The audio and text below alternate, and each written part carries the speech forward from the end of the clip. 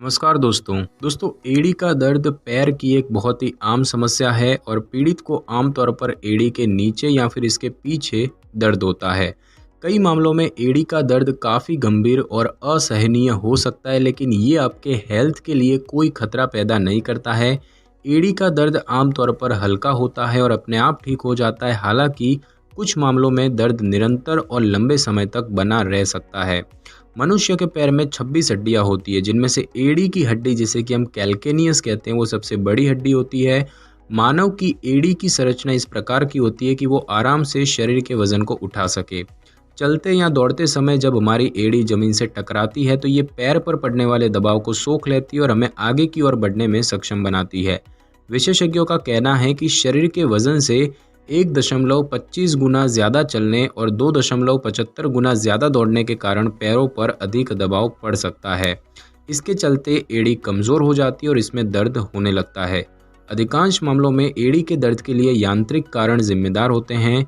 गठिया इन्फेक्शन, एक स्वप्रतिरक्षित समस्या, आघात यानी कि तनाव से संबंधित एक समस्या, न्यूरोलॉजिकल यानी कि स्नायु संबंधी समस्या या कुछ अन्य प्रणालीगत स्थिति यानी कि ऐसी स्थिति जो पूरे शरीर को प्रभावित करती है, उनके कारण भी ये दर्द हो सकता है।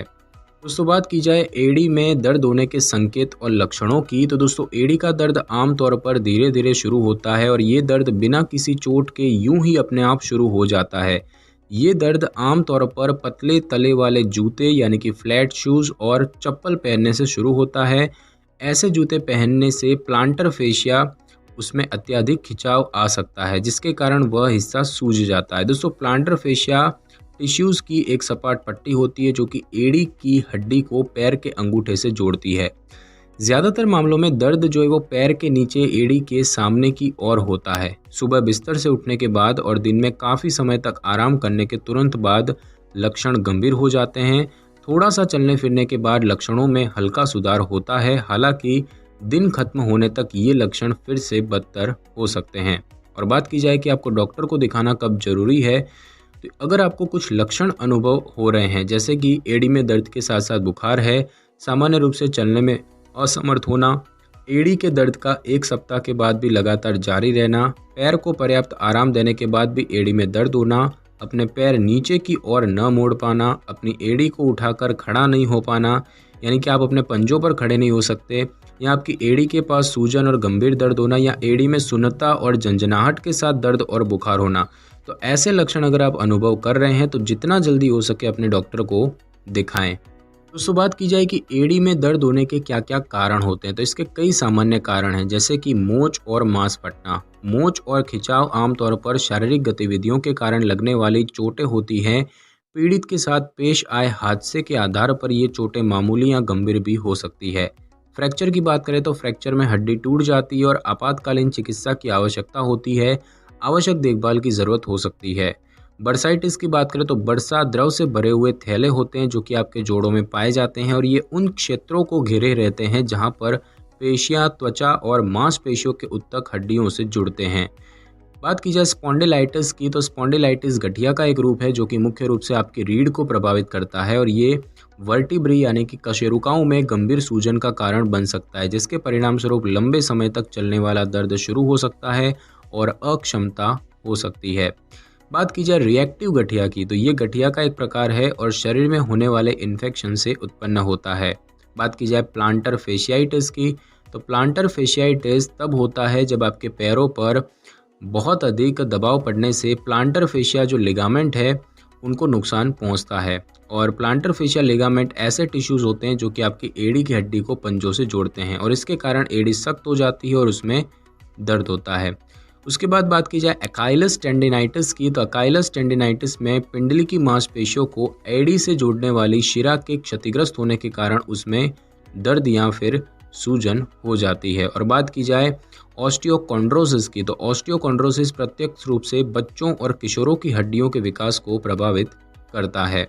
और अब हम दोस्तों जानेंगे कि ये एड़ी के दर्द की रोकथाम कैसे की जा सकती है। तो एड़ी के दर्द की रोकथाम के लिए उन पर पड़ने वाले दबाव को कम करना आवश्यक है। तो आप कुछ सुझावों का पालन कर सकते हैं, जैसे कि खेल खेलते समय सुरक्षा की बात करें तो एड़ी पर अत्यधिक दबाव डालने वाली कोई भी गतिविधि करने से पहले अच्छी तरह से वार्म अप कर लें। खेल के दौरान अच्छी किस्म के जूते पहने। ठीक फुटवियर पहनने की बात करें तो एड़ी के दर्द से बचने के लिए चलने के दौरान एड़ी पर पड़ने वाले दबाव को कम करने वाले जूते काफ़ी मददगार साबित होते हैं, जैसे कि एड़ी के नीचे लगाने वाले पैड। सुनिश्चित करें कि जूते आपके पैरों के अनुकूल हों और उनका तल यानी कि सॉल आरामदायक हो। अगर किसी विशेष जूते से आपकी एड़ी में दर्द होता है तो उसे ना पहनें। साथ ही साथ कठोर जमीन पर चलते समय जूते अवश्य पहने, यानी कि नंगे पाँव न रहें। अधिक वजन कम करने की बात करें तो अधिक वजन वाले व्यक्ति द्वारा चलते या भागते समय उनकी एड़ी पर अधिक दबाव पड़ता है, तो ऐसे में वजन घटाने की कोशिश करें। और यदि आप एड़ी के दर्द के प्रति अति संवेदनशील हैं तो पैरों को उचित आराम दें। आपके डॉक्टर से इस बारे में बात करना बेहतर है। तो बात की जाए कि एड़ी के दर्द का निदान कैसे किया जा सकता है, तो डॉक्टर शारीरिक परीक्षण करते हैं और रोगी से दर्द के बारे में प्रश्न पूछते हैं। डॉक्टर ये भी पूछते हैं कि मरीज कितनी देर चलते और खड़े रहते हैं और किस प्रकार के जूते पहनते हैं। इसके अलावा डॉक्टर रोगी की पूरी मेडिकल हिस्ट्री भी चेक करते हैं और आमतौर पर इन सभी उपायों से निदान के लिए निष्कर्ष निकाल लिए जाते हैं। कुछ मामलों में अन्य परीक्षणों की भी आवश्यकता होती है, जैसे कि रक्त परीक्षण और इमेजिंग स्कैन। बात की जाए कि एड़ी में दर्द का इलाज कैसे किया जाता है, तो दोस्तों सामान्य रूप से किए जाने वाले इलाज की बात करें तो पहला है एडी बर्साइटिस का उपचार। तो बर्साइटिस को उत्पन्न करने वाली गतिविधियों को सीमित करने के लिए रोगी गद्देदार सॉल या फिर एडी कप का इस्तेमाल कर सकते हैं और इस इलाज के साथ साथ एडी को पर्याप्त आराम देना प्रभावी होता है। गंभीर मामलों में मरीज को एक स्टेरॉयड इंजेक्शन की आवश्यकता हो सकती है। बात की जाए एडी की गांठों के लिए इलाज की, तो एड़ी के पीछे होने वाली सूजन में बर्फ और फुटवियर बदलने से राहत मिल सकती है। एकाइलस पैड और एड़ी ग्रिप पैड भी अस्थायी रूप से आराम दे सकते हैं। कभी कभी डॉक्टर दर्द के लिए कॉर्टिजोन इंजेक्शन लगा सकते हैं और गंभीर मामलों में गांठों की सर्जरी के द्वारा निकाला जा सकता है। उसके बाद बात की जाए प्लांटर फेशियाइटिस के लिए इलाज की, तो अधिकांश मरीज दवाओं के द्वारा कुछ ही महीनों में बेहतर हो जाते हैं। भौतिक चिकित्सा यानी कि फिजियोथेरेपी की बात करें तो फिजियोथेरेपिस्ट मरीज को ऐसे व्यायाम सिखा सकते हैं जिससे कि प्लांटर फेशिया और एकाइलस पेशी का लचीलापन बढ़ता है और इससे पैर के निचले हिस्से की मांसपेशियां मजबूत होती है, जिसके कारण टखने और एड़ी का संतुलन बेहतर होता है।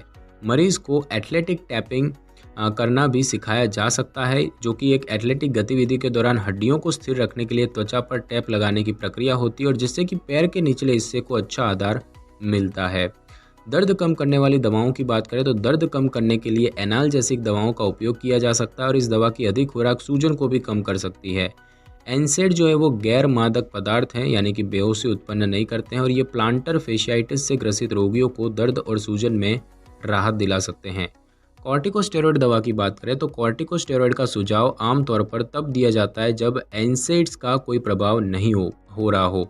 कॉर्टिकोस्टेरॉइड का घोल त्वचा के दर्द वाले हिस्से पर लगाया जाता है और विद्युतीय प्रवाह द्वारा इस दवाई को भीतर उतारा जाता है।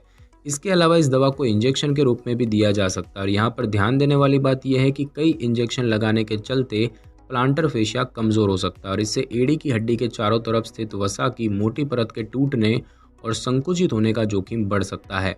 कुछ डॉक्टर अल्ट्रासाउंड का उपयोग करके सुनिश्चित कर सकते हैं कि मरीज को सही जगह पर इंजेक्शन दिया गया है या फिर नहीं।